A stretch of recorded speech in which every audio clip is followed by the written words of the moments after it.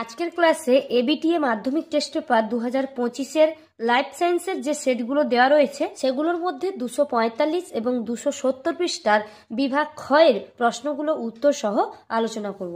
আগের ভিডিওগুলোতে লাইফ সায়েন্সের 38 থেকে 222 পর্যন্ত মোট 8টি সেটের বিভাগ ক্ষয়ের প্রশ্নগুলো উত্তর সহ আলোচনা করেছি। তোমরা তা দেখতে চাইলে এই ভিডিওর প্লেলিস্টে আমি তা দিয়ে দেবো, দেখে নিতে পারো। তো এখন আমরা 245 এবং 270 পৃষ্ঠার প্রশ্নগুলোর উত্তর দেখে নেব। 245 পৃষ্ঠার বিভাগ ক্ষয়ের 2 দাগের 1 নম্বর প্রশ্ন রয়েছে, একজন শিক্ষার্থী শ্রেণীকক্ষে প্রশ্নের উত্তর দেওয়ার সময় তার ডান হাতটি তুলল। এখানে তার যে পেশি সক্রিয় হলো সেটি হলো ড্যাশ। এখানে অ্যান্সারটা হয়ে যাবে অ্যাবডাক্টর পেশি। উদাহরণ হিসেবে আমরা বলতে পারি যে ডেল্টয়েড পেশি। 2 রয়েছে স্টেম বডি ও ইন্টারজোনাল তন্তু দেখা যায় কোষ বিভাজনের ড্যাশ দশায়। এখানে হবে অ্যানাফেজ দশায়। 3 নম্বর, মাতা তার পুত্র ও কন্যা সন্তান উভয়কেই ড্যাশ প্রকৃতির গ্যামেট প্রদান করে। এখানে অ্যান্সার হবে 22A+X প্রকৃতির গ্যামেট। 4 নম্বর, শব্দ দূষণের ফলে কানের ড্যাশ অংশ সবচেয়ে বেশি ক্ষতিগ্রস্ত হয়। এর উত্তরটা হবে শ্রবণ যন্ত্র, বা তোমরা ককলিয়াও লিখতে পারো। 2-5 রয়েছে ফাইলোক্লার দেখা যায় ড্যাশ উদ্ভিদে। অ্যান্সারটা হবে ক্যাকটাস জাতীয় উদ্ভিদে।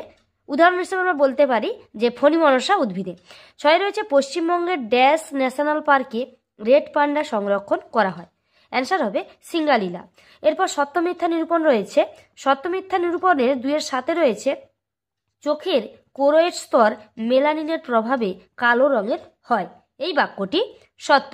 8 রয়েছে হেটারোক্রোমাটিন সক্রিয় জিন বহন করে। এই বাক্যটি মিথ্যা।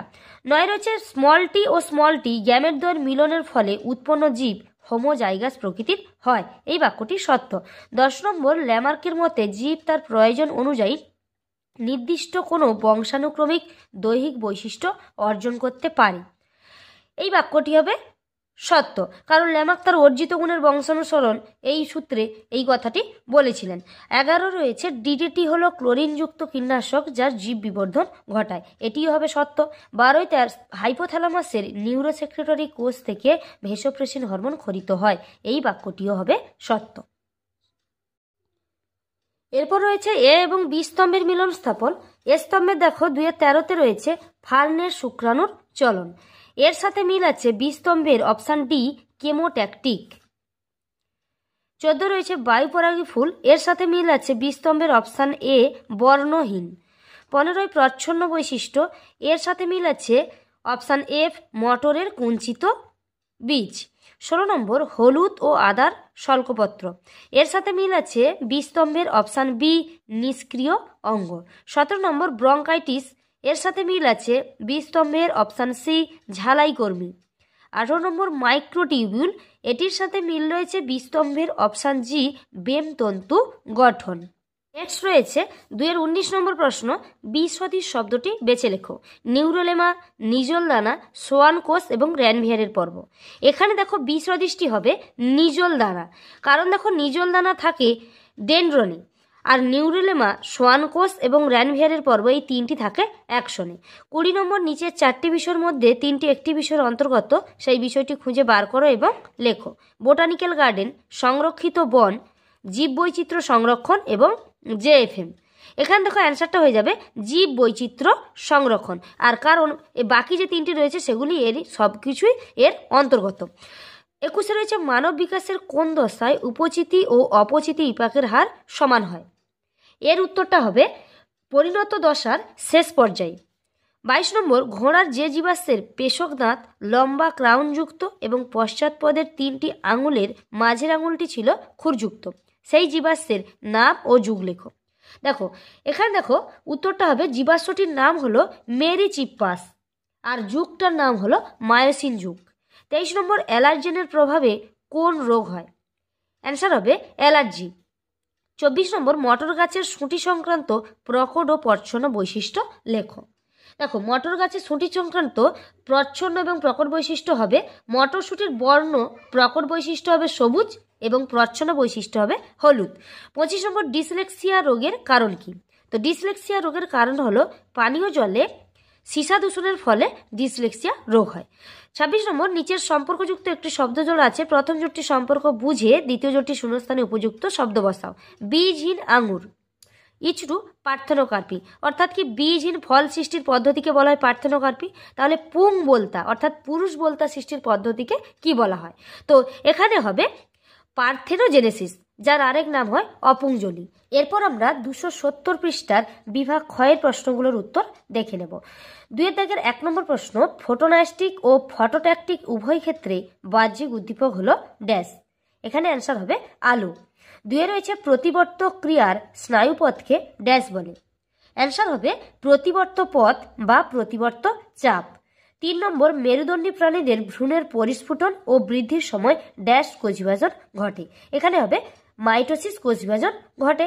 4 রয়েছে মেন্ডেলের এক সংকরের পরীক্ষায় F2 জনুতে capital T small tea এবং স্মল টি অনুপাত হল 1:2:1। 5 নম্বর, ফণিমনসার পর্ণকাণ্ড ও আলুর স্ফীতকন্দ ড্যাশ অঙ্গের উদাহরণ। দেখো, ফণিমনসার পর্ণকাণ্ড আর আলুর স্ফীতকন্দ এদের গঠন একই কিন্তু কাজ আলাদা, তাই এখানে যেহেতু গঠন একই তাই উত্তরটা হয়ে যাবে সমসংস্থ অঙ্গ। 6 নম্বর, জলাশয়ে পুষ্টি বস্তুর অতিবৃদ্ধিকে ড্যাশ বলে। এর উত্তরটা হবে ইউট্রোফিকেশন বা শৈবাল ব্লুম বা অ্যালগাল ব্লুমও বলতে পারো। নেক্সট রয়েছে সত্য মিথ্যা নিরূপণ। 7 নম্বর, মায়োকার্ডিয়াল ইনফার্কশন জল দূষণ ঘটিত একটি রোগ। এটি মিথ্যা, কারণ এটি বায়ু দূষণ ঘটিত একটি রোগ। 8 নম্বর, অভিব্যক্তির অন্যতম কারণ হলো অভিযোজন। এটি সত্য। 9 নম্বর, হিমোফিলিয়া রোগের ক্ষেত্রে পুরুষেরা সর্বদা বাহক হয়। এটি সম্পূর্ণ মিথ্যা, কারণ দেখো হিমোফিলিয়া রোগের ক্ষেত্রে মহিলারাই সর্বদা বাহক হয় আর পুরুষেরা আক্রান্ত হয়। 10 নম্বর, সাদা ও কালো বর্ণের গিনিপিগের সংকরায়নে সর্বদা F1 অপত্যগুলি কালো বর্ণের হবে। এটি সত্য। 11 সপুষ্পক উদ্ভিদের নিষেকের পর ডিম্বকটি বীজে পরিণত হয়। এটি সত্য। আর যদি ডিম্বাশয় থাকতো ডিম্বাশয় ফলে পরিণত হয়, এটা আমরা জানি। 12 রয়েছে স্টক সিওনের থেকে উন্নত। এটি মিথ্যা, কারণ জোর কলমের ক্ষেত্রে স্টক হলো অনুন্নত মানের উদ্ভিদ আর সিওন হলো উন্নত মানের। নেক্সট, এ স্তম্ভ এবং বি স্তম্ভের মিলন স্থাপন। এ স্তম্ভে 2-13 রয়েছে টেন্ডন, এর সাথে মিল রয়েছে অপশন এ অস্থি ও পেশির সংযোজক, সোজাসুজি রয়েছে। 14 রয়েছে সাসপেনসরি লিগামেন্ট, এর সাথে মিল আছে বি স্তম্ভের অপশন এফ চোখের মধ্যস্থল। 15 রয়েছে সিলিয়া, এর সাথে মিল আছে অপশন জি প্যারামেসিয়াম। 16 নম্বর, ক্রোমোজোমের দণ্ডাকার গঠন, এর সাথে মিল আছে বি স্তম্ভের অপশন বি ক্রোমাটিড। 17 নম্বর, অ্যামিনো অ্যাসিডের পলিমারাইজেশন দ্বারা উৎপন্ন জৈব অণু, এর সাথে মিল রয়েছে বি স্তম্ভের অপশন ই প্রোটিলেট।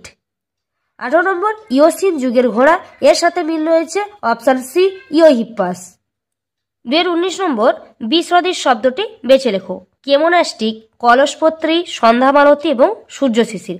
এখানে বিসদৃশটি হবে সন্ধ্যামালতী, কারণ সন্ধ্যামালতী ফুলে ফোটোন্যাস্টিক চলন দেখা যায় আর বাকি যে 3টি কলসপত্রী, সূর্য শিশির এগুলিতে কেমোনাস্টিক দেখা যায়, কেমোনাস্টিক চলনও দেওয়া রয়েছে। তাহলে এই 3টি কেমোনাস্টিক চলনের অন্তর্গত, শুধুমাত্র সন্ধ্যামালতী হলো ফটোন্যাস্টিক চলনের উদাহরণ, তাই বিসদৃশটি হবে সন্ধ্যামালতী। 20 নম্বর, 2টি পরিণত প্রাণীকোষের নাম লেখো যাদের বিভাজন হয় না। এখানে উত্তরটা হয়ে যাবে স্নায়ুকোষ বা নিউরন, পেশিকোষ, এছাড়াও রয়েছে তোমাদের পরিণত লোহিতরক্ত কণিকা।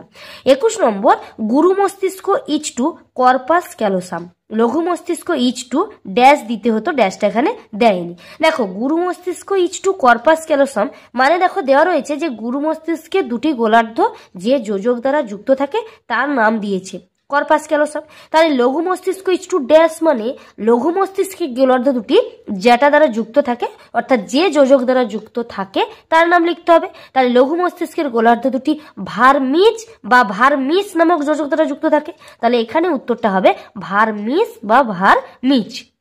22 নম্বর, ব্যাঙ ও বাঘের মধ্যে বাস্তুতান্ত্রিকভাবে কোন ধরনের সাদৃশ্য বর্তমান।